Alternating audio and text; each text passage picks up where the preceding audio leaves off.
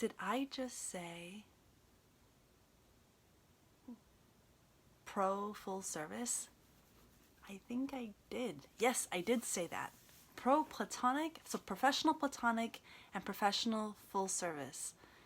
This is really scary to talk about right now in a world of SESTA and FOSTA, which SESTA is SESTA and FOSTA is FOSTA.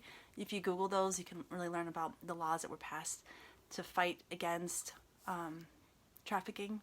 And while I am completely against trafficking, we need to still talk about how this affects all of us. So those people, there's tons of people out there that do professional sex work, right? And I am supportive of those camps and them doing what is right for them. And I do the platonic here for you all, professional platonic touch. And so there's a lot of this intermingling that's happening right now as Craigslist and other sites have completely shut down. Affects all of us. And so my personal belief is that my liberation, the liberation of my work, is completely joined with the liberation of all touch work. It is not until we are all liberated that my belief is that my work won't be completely legitimized until we can start to see how it's all connected and how we all need each other. So yes, decriminalization of all touch work is extremely important to me. And what's happening right now is that there are people out there who are doing legitimate, and I say legitimate in the sense of labor is labor. Like if you work, you need to get paid for it. There's people that were pro full service and pro escorts that were moving now into the cuddling world. I have someone who sent me an email this past week saying that they showed up for their cuddling session with a non-certifying website, and that the woman who showed up at the door offered, of course, the pro-platonic session, and then she also offered a sexual session for more money. And so what we're finding is that people who have been doing sex work are now coming into this work because it's like we still have access, right, to like being on sites and stuff. So this is kind of like, so at the end of this video, I'm going to go through some questions that if you're a client, you can ask. If you're a potential client, prospective client, you want to know, okay, how do I begin to figure out like what is it that I'm actually signing up for, especially if you're going to a website that doesn't do certification process, right? So there's no like checks and balances to make sure that the professionals on the site aren't making, they don't know who they are, then you don't know what you're getting. So I'd like to, before I go into those questions though, I'd like to acknowledge that I like to make space for everyone. So whatever you're doing out there in the world, however you do touch in the world, my hope is that, yes, that you're doing it in a way that feels right to you, or that honestly makes the money that you're looking to make, right? Because when it comes down to it, this is labor. Labor is labor. A job is a job. A service is a service. No matter if you're like cutting lawns or if you're giving someone a massage, for me, a service is a service, and we all need these services. And because we create laws that make things go away, like we don't want to see things online, right? We say, okay, I don't want to see it. Doesn't mean that they go away. They're real. It's still happening. Somehow it's going to continue.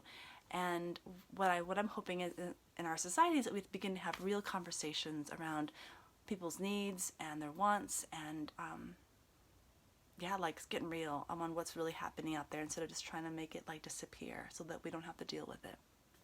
There was a story I heard this past weekend at CatalystCon of a city that like completely shut down all the adult dancing and like adult entertainment places, and they found that their violence numbers went up because of it.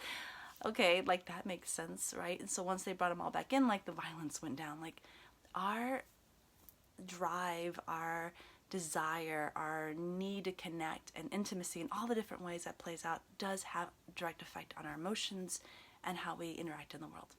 So, and I guess one thing before I go on to the questions, whenever we decide to begin to censor or to shut down conversations, or especially those who are most marginalized, when we begin to like take those people and hide them, erase them, make them disappear, make them seem nasty, it's easy for those of us who aren't in that group to go like, well, it's not me. It doesn't affect me. As many, I'm sure, pro-cuddlers are like, well, it's not me. It's not hurting me in any way, or other people. And that's just actually not true. We need to be paying attention when the most marginalized are being erased. Because guess what? They're coming for all of us. Like, the machine will eventually devour all of us if we're not careful. So I speak up because of that, in defense of that, that we all get to remain free and doing the work that we believe is, I mean, really it's legitimate, and all the work, all labor is legitimate, and making that happen for us. So, questions. How do you know when you knock on someone's door and you show up that you're getting the kind of service that you hope to get, right? And in this regard, we're talking about platonic service. So let's start here. Some questions that you can ask. And actually, these questions I would personally recommend that you ask over the phone or before you show up, before you take the time and the investment of showing up and paying for something, that you get these things answered clearly, which is ask the practitioner how long have they been working, or how many hours have they had, or like what is their experience. Honestly, there was a client that came here and he met with me, and he told me this horror story of showing up at a hotel, or the person showed up at the hotel, and he didn't know that was her first time ever in a session, and he paid the money ahead of time and didn't get that back. And it was a disaster. She like ran out. She was so scared. Like, she's like freaked out, and she ran out, and like, that's not cool. Find out. Like, you get to, like, this is your experience, so please advocate for yourself. Like, you get to decide who you want to work with, and you don't have to work with any of us, and you can shop around and figure out which person works best with you. So there's that. So first question. Another one is, what is a common experience you've had between the platonic and the sexual? Like, in a session, like how do they relate with these? Another one could be, and it could be any of these. It doesn't matter. It doesn't have to be one of these or all of them, but feel which question feels best to you. How do you differentiate between platonic and sexual? Or how do you make sure a session remains platonic? That's a really great question that has them, like, then you know that they've been thinking about it, that they're thoughtful about how they're taking care of you, because ultimately that's really what it's about. They're taking care of you. So just checking in to see that they take care of you in a way that feels good to you.